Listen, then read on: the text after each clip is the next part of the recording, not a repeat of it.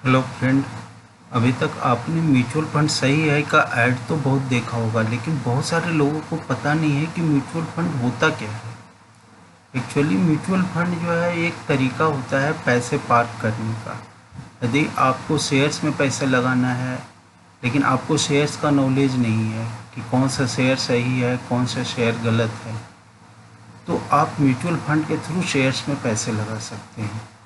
या आपको बॉन्ड में पैसा लगाना है, लेकिन आपको पता नहीं कि कौन सा बॉन्ड सही है। गवर्नमेंट बॉन्ड में पैसा लगाना सही होता है कि कॉरपोरेट बॉन्ड में पैसा लगाना सही होता है, या कॉमर्शियल पेपर में पैसा लगाना सही होता है कि ट्रेजरी बिल में पैसा लगाना सही होता है। तो म्यूचुअल फंड एक प्लेटफॉर्म देता है। इंडिया में 40 से ज़्यादा कंपनियां ऐसी हैं म्यूचुअल फंड की जो असेट मैनेजमेंट कंपनी कहती है, जो आपके पैसे इन शेयर्स या बॉन्ड में पैसे लगाती है। और इसका जो है इंटरेस्ट होता है शेयर्स में, तो आपको मार्केट के हिसाब से होता है। शेयर जैसे आपने देखा होगा कि मारुति के शेयर कभी बढ़ जाते हैं कभी घट जाते हैं, क्योंकि मारुति एक शेयर में जो पैसा लगाना होता है तब तो आप डायरेक्ट शेयर मार्केट से खरीद सकते हो या बेच सकते हो। लेकिन आपको जब ग्रुप में लगाना होता है पैसा, मान लो कि 30 कंपनियों में 40 कंपनी में, कुछ कंपनी हो सकता है अच्छा करे कुछ कंपनी बुरा करे, तो आप जो है म्यूचुअल फंड के थ्रू जा सकते हो। वो तरीका होता है आपके पैसे लगाने का। कभी कभार जो होता है बॉन्ड में पैसा लगाना होता है, क्योंकि आजकल एफडी में सही रेट मिलता नहीं है, तो लोग बॉन्ड में पैसा लगाते हैं। बॉन्ड भी अलग अलग तरीके के बॉन्ड आते हैं। एक आता है ट्रेजरी बिल। ट्रेजरी बिल जो होता है 1 साल से कम के बिल वो गवर्नमेंट निकालती है, वो 1 साल से कम पीरियड के लिए होता है। दूसरा होता है गवर्नमेंट बॉन्ड, जो 1 साल से ज़्यादा पीरियड के लिए होता है। कॉमर्शियल पेपर जो है सो प्राइवेट कंपनी निकालती है, जिसका पीरियड 1 साल से कम होता है। कॉरपोरेट बॉन्ड जो होता है कंपनी निकालती है, जिसका पीरियड जो होता है 1 साल से ज़्यादा होता है। तो इनमें पैसे लगाना है। अब गवर्नमेंट बॉन्ड में आप लगाओगे तो सब आपको रिस्क तो कम रहेगा, लेकिन रिटर्न कम मिलेगा, आपको इंटरेस्ट कम मिलेगा।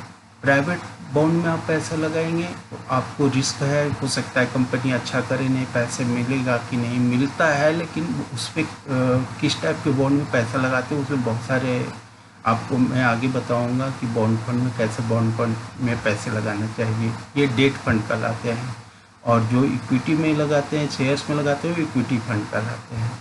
तो हम इसी के बारे में विस्तृत से जानकारी लेंगे। अब जब हम म्यूचुअल फंड में पैसा लगाते हैं तो हमें यूनिट मिलता है, और यूनिट की हर एक यूनिट की एनएवी वैल्यू होती है, net asset value.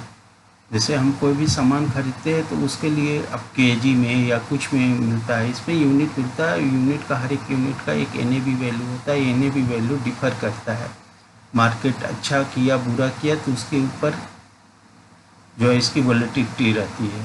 Equity fund में वॉलेटिलिटी ज़्यादा होती है और डेट फंड में कम होता है। डेट फंड में लगभग एक तरह से एक एफडी जैसा ही होता है, लेकिन इसमें भी जो होता है गवर्नमेंट फंड ज़्यादा सेफ है, लेकिन इसमें रिटर्न कम है। जो प्राइवेट बॉन्ड होता है कॉरपोरेट बॉन्ड, उसमें रिटर्न ज़्यादा मिलते हैं, लेकिन इसमें भी बहुत सारे बड़े कंपनी का पैसा जो होता है वो सेफ होता है, लेकिन छोटे कंपनी में पैसा लगाएंगे तो उसमें रिस्क थोड़ा ज़्यादा होता है।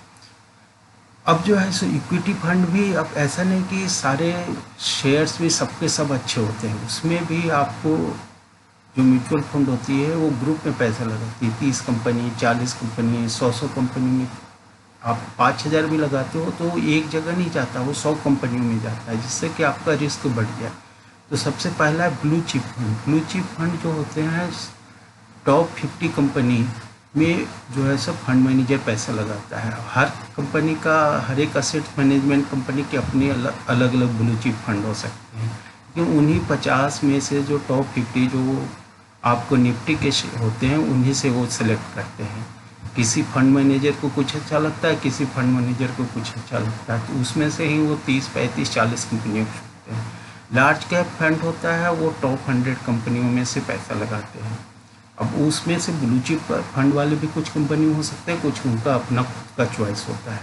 मिड कैप फंड होता है, इनका रेंज ज़्यादा होता है, 500 कंपनी तक जाते हैं, तो उसमें से वो सिलेक्ट करते हैं। तो ब्लू चिप फंड होता है, इसमें सेम है कि जैसे आपको अच्छी कंपनी होगी तो रिटर्न कम मिलेगी, लेकिन रिस्क भी कम होगा। लेकिन यदि वो मिड कैप फंड है या स्मॉल कैप फंड है, इसमें रिस्क ज़्यादा होगा लेकिन रिटर्न आने का ज़्यादा चांस होता है। एक इक्विटी लिंक सेविंग फंड होता है जिसको ELSS फंड कहते हैं। इसको जो हम 80C सेक्शन 80C में इनकम टैक्स में बेनिफिट रखते हैं, इसकी लॉकिंग पीरियड जो होती है 3 साल की होती है। बाकी जो फंड होती है ब्लू चिप फंड ये सब, इनकी लॉकिंग पीरियड 1 साल होता है। 1 साल के बाद आप पैसे निकाल सकते हो।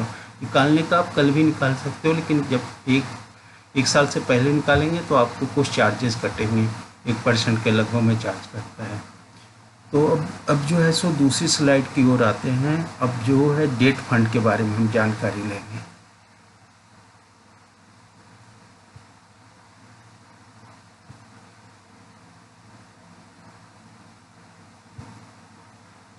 डेट फंड क्या होता है? डेट फंड में हमने बताया कि जैसे आपको कॉमर्शियल पेपर में या ट्रेजरी बिल में, गवर्नमेंट बॉन्ड में ऐसे पैसा लगता है, क्योंकि गवर्नमेंट को भी पैसे की ज़रूरत होती है तो वो मार्केट से लगाते हैं।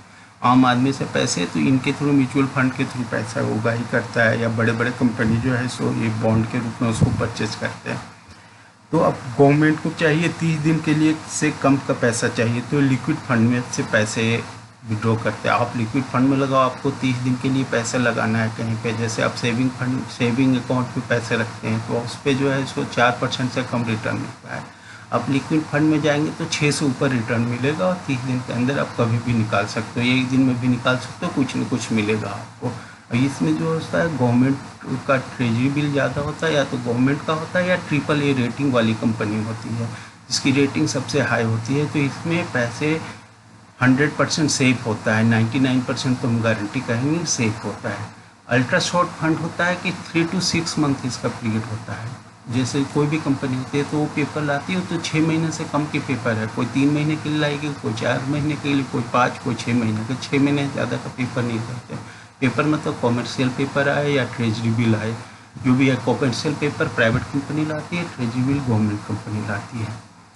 फिर जो होता है लो ड्यूरेशन फंड, इसकी जो होती है 6 से 12 मंथ का होता है। अब कोई ज़रूरी नहीं होता है कि आपने 6 महीने के लिए पैसे पार के लो ड्यूरेशन फंड में, तो आप 6 महीने आप छोड़ दोगे तो अपने आप जो पीरियड होता है तो अपने आप रिन्यू हो जाता है। जैसे FD रिन्यू हो जाता है, वैसे ही आप किसी भी लिक्विड फंड में लगाएं या किसी में अपने आप रिन्यू होते रहता है पीरियड।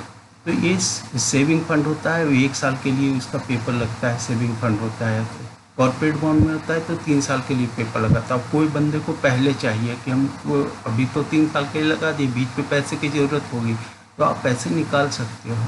लेकिन आप जब पहले निकालोगे तो आपको पैसे कम, रिटर्न कम मिलेंगे।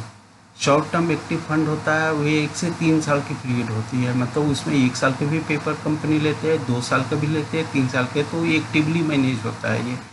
तो इसमें जो है सो, अब जैसे कॉर्पोरेट बॉन्ड है, जितना ज़्यादा टाइम रहेगा उसमें रिस्क थोड़ा सा बढ़ता जाता है, क्योंकि अब रेट घटते जाते गवर्नमेंट। अभी अब जैसे RBI रेपो रेट अपना घटा देगा तो इसका इम्पैक्ट बढ़ता है। रेट जब घटता है तो बॉन्ड का रेट जो है बढ़ जाता है, हमें फ़ायदा होता है। लेकिन यदि RBI ने अपना रेपो रेट बढ़ा दिया तो बॉन्ड का रेट जो है सो फिर घट जाएगा। मतलब अपोजिट रिलेशन है। तो जब RBI रेट कट करता है तो जैसे रेट कट करता है वैसे ही बॉन्ड में आपकी NAV वैल्यू बढ़ जाती है। गिल्ड फंड होता है, प्योर गवर्नमेंट का बॉन्ड होता है, इसको गवर्नमेंट लाती है। गवर्नमेंट को जरूरी नहीं, सेंट्रल गवर्नमेंट है, स्टेट गवर्नमेंट भी गिल्ड फंड लाती है। MCD का जो होता है काउंसिल, ये सारे भी ला सकते हैं। तो गिल्ड फंड में जनरल गवर्नमेंट 100% ये सोवरेन गारंटी होती है ये। तो गिल्ड फंड में पैसे लगाते हैं, 7 साल 8 साल के लिए भी लोग पैसे लगाते हैं। गोल्ड फंड में एक तरीका आजकल और भी होता है कि अब किसी को अब 40,000 रुपया नहीं है 10 ग्राम सोना खरीदने के लिए, तो 5-5 हज़ार रुपया या 500 रुपया करके भी वो फंड में पैसा, यहाँ पे कोई भी फंड में 500 से भी स्टार्ट कर सकते हैं। तो आप जो है सो हर महीना 500 लगाओ या इकट्ठे 40,000 लगाओ, जो आपके हिसाब है। जब हम SIP के थ्रू जाते हैं हर मंथ में तो आपका रिस्क जो है बढ़ते जाता है। डेट फंड में तो रिस्क कम होता है, इक्विटी में ज़्यादा होता है रिस्क। हाँ, डेट फंड में रिस्क है, क्रेडिट रिस्क फंड में रेट से इसको मार के। क्रेडिट रिस्क फंड में क्या होता है कि इसकी रेटिंग जो होती है, AAA पेपर है तब तो रेटिंग सही है, लेकिन ये AAA पेपर कभी बिजनेस खराब हुआ, मान लो आज से येस बैंक है, कभी AAA हुआ करता है, आज के डेट में वो C और D कैटेगरी में आते हैं या BB कैटेगरी से नीचे है। तो ऐसे जो रिस्क वाले फंड होते हैं उनमें रिस्क होता है। तो जनरली जब भी पैसे लगाना चाहिए तो क्रेडिट रिस्क फंड का देखना चाहिए कि AAA रेटिंग का फंड है कि AA का है कि A का है कि बी का है, जैसे ट्रिपल ए, फिर डबल ए, फिर ए तो तीनों ठीक होते हैं, लेकिन उसके बाद के जो अति रेटिंग वाले होते हैं वो रिस्की फंड होते हैं। उसमें रिटर्न तो आपको ज़्यादा मिलेगा, कहेगा कि 10% हम रिटर्न देंगे, एफडी में आपको 6% मिलता है या 5%, लेकिन वहाँ रिस्क भी ज़्यादा होता है। जब इकट्ठे पैसे निकालने की ज़रूरत होती है, अभी फ्रैंकलिन टेम्पल्टन में ऐसा इशू आया था। उसका इशू यही था कि क्रेडिट रिस्क फंड में था, वो वैसे कंपनियों में पैसा लगा रखे थे जिनका कि जैसे जी वाले का एशियन ग्रुप में, या वैसे रिलायंस अनिल अंबानी ग्रुप में पैसा लगा रखा था। तो इनमें से उनको रिकवरी का 3 साल के लिए बॉन्ड में लगाए उन्होंने पैसा। और जब ये कोरोना हुआ तो सब लोग पैसा निकालना शुरू कर दिया, कोई 1 महीना के बाद भी, कोई 6 महीने के बाद ही। तो जब उनको पैसा नहीं होगा तो आपको कैसे वापस करेंगे ये। इसलिए जनरली जो है डेट फंड में टारगेट कीजिए कि आप 1 साल से कम में लगाओ। आपको ज़रूरत है 1 साल पेपर हो तो जब ज़रूरत है तो उसी को रिन्यू करवा लेना। 1-1 साल के लिए तो लो ड्यूरेशन फंड में पैसा लगा के रखना चाहिए। 6-7% रिटर्न मिल जाएगा, बैंक से ज़्यादा मिलेगा। और इसमें जो होता है टैक्स का भी बेनिफिट होता है। इक्विटी में टैक्स का बेनिफिट होता है कि 10% से ज़्यादा टैक्स नहीं लगता, आपके स्लैब के हिसाब से टैक्स नहीं लगेगा, 10% फिक्स होता है। आपको प्रॉफिट होगा कैपिटल गेन तक। लेकिन और इसमें जो होता है 1 साल का होता है, और डेट फंड में आपको 3 साल पैसे रखना होगा। उसके बाद इंडेक्सेशन का रूल इसमें लागू होता है। नेक्स्ट स्लाइड की ओर चलते हैं।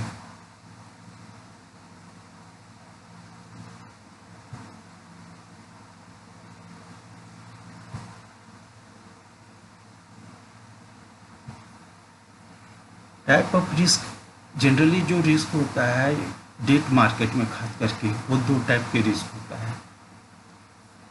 जो डेट फंड में होता है इंटरेस्ट रेट रिस्क होता है और क्रेडिट रिस्क होता है। और इक्विटी फंड में मार्केट रिस्क होता है। तो मार्केट अच्छा करेगा तो आपका फंड भी अच्छा करेगा। मान लो कि अब मान सबके शेयर बढ़ रहे हैं तो आपका भी ऑटोमेटिक जो है शो बढ़ेगा। आपका जब मार्केट डाउन होता है तो आपके भी इम्पेक्ट होता है। कोई ज़रूरी नहीं होता है कि मार्केट डाउन होने पर आपका है, आपका फंड उस दिन का देखना कि क्या परफॉर्मेंस दिया है, उसके हिसाब से आपके जो है सो इक्विटी फंड का पैसा ऊपर नीचे होता है। अब जनरली अपने ब्लू चिप फंड में लगाया है तो आपको जो है सो रिस्क जो है आपका थोड़ा कम जाता है, उसमें वोलेटिलिटी कम होती है। लेकिन स्मॉल कैप पे वोलेटिलिटी बहुत ज़्यादा होती है क्योंकि उसमें बहुत उतार चढ़ाव होता है। तो इसका तो टाइप ऑफ इक्विटी फंड में मार्केट रिस्क होता है, वोलेटिलिटी होती है, मार्केट की उतार चढ़ाव होता है। डेट फंड में जो रिस्क होता है इंटरेस्ट रेट रिस्क होता है, क्रेडिट रिस्क होता है। इंटरेस्ट रेट रिस्क तो कोई भी बड़ी बात नहीं है, जैसे एफडी का भी पैसा ऊपर नीचे होते रहता है। एफडी अपनी 6% लिया, बाद में जो है उसका रेट कभी 10% भी एफडी का रेट हुआ करता था, आज के डेट में 6% है, उससे कम होने वाला। तो वो तो आरबीआई जैसे अपना रेट चेंज करता है उसके हिसाब से इसका होता है। सेम चीज़ जो है बॉन्ड फंड में भी होता है। यदि आरबीआई रेपो रेट घटाएगा तो हमारा बॉन्ड का रेट बढ़ जाएगा, और यदि आरबीआई अपना रेट जो है सो बढ़ाएगा तो हमारा बॉन्ड का रेट जो है घटेगा। मतलब एक दूसरे से रिवर्सल है। क्रेडिट रिस्क में रिस्क है वही है कि ट्रिपल ए में यदि पैसा लगाती है तब तो ठीक है, तो डबल ए और उससे नीचे डबल बी या बी से नीचे में पैसा है तो आपको रिस्क ज़्यादा है। आपके पैसे 100% मिलने के चांस मिलते तो हैं, लेकिन आप जब चाहोगे तब मिल जाए ये कोई गारंटी नहीं। इसलिए हमेशा जो है सो डेट फंड में पैसा हो तो क्रेडिट रिस्क फंड से दूर ही रहना चाहिए, उसमें पैसे नहीं लगाना चाहिए। Next slide.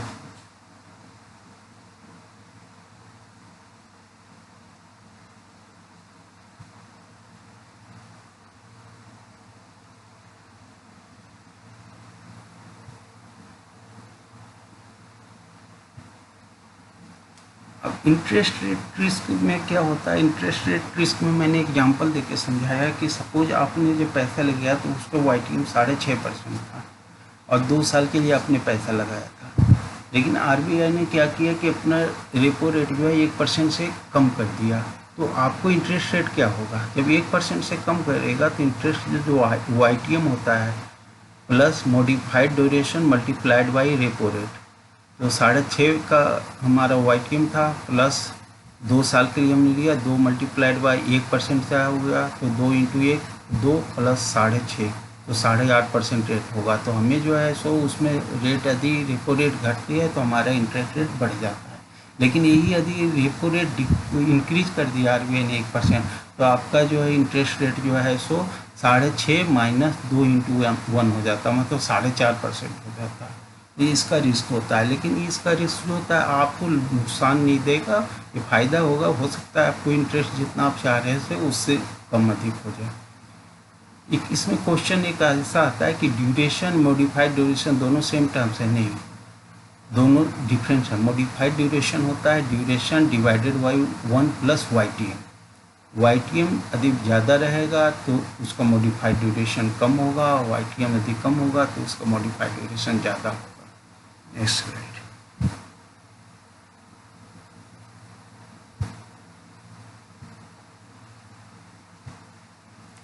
क्रेडिट रिस्क में मैंने पहले भी समझाया था, इसमें डिटेल्स बता कि व्हाट इज़ क्रेडिट रिस्क।